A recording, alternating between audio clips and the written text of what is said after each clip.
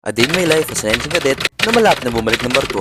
Yo people, it's your boy Jepo in the bracket again with another video. Welcome back ulit sa akin people. Ay yun ako kutang nung bakit nga nagpa-upload. So pa nyo na lang ako magpa-medical bayo ako bumalik ulit sa barko. Ikit nyo naman, nagangkas na ako. Kuha ko na kasing may late ka na akong appointment. Pero pagkayari din nun, mumuli na rin ako. Sabay-sabay natin i-appreciate yung ganda ng Intramuros.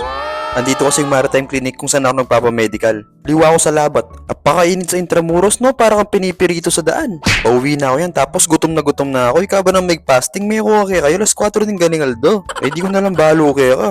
Naniniwala na rin pala ako, mga e-bike ang tunay na hari ng kalsada. Itong si kuyang nasakyan ko, kahit truck yata, harapin niya. And of course, buddy, mag-LRT tayo.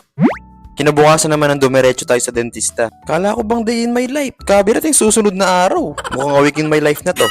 Hanapin man. It's Wednesday na at pabalik na ako ng Manila para sa briefing sa office. Ano pa nga ba? Syempre LRT tayo. May sasabihin akong secret, pero bawal ang jajar dito na eh. Otak siya po, kalwat ko na magbay Manila. Di pa rin ako marunong mag-jeep doon. Nakasalay lang ako sa LRT o kaya angkas. O kaya grab. Pag ako pinag-jeep mo ay maliligong taga na. Sumasakay naman ako ng jeep dito sa Pampanga. Pero sa Manila, lagi ako lumalagpas. O doon muna tayo McDo. Bibili muna ako ng pagkain tsaka kape. Medyo napaga yata ako dun sa schedule ng briefing dito sa office kaya dito muna ako sa waiting area. After din pala dito, babalikan ko yung result ng medical ko. Kapag kasi hindi na fit to work kagad naman kaumpangan. Basta kapag may pending, babalik-balikan pa. Okay, start na tayo sa Fleet Specific Briefing o kilala din bilang FSB.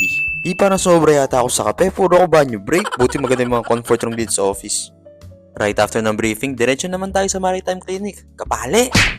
Di mo wari kayo mo proud yan sa akin, kapali-pali naglalakad ako. Miras ko rin. Karas ko, kumarog pa ako kasi wala yata yung mga tao. Kala ko lunch break, pero iniskaso rin naman kaagad. Guess what? Syempre hindi pa tayo fit to work. Kailangan pa bumalik next week. Ay magpauli na ako. Good. Sa next video na lang sasabihin sa'yo kung ano yung mga pending ko, no? O paano? Bukas na lang. Peace out!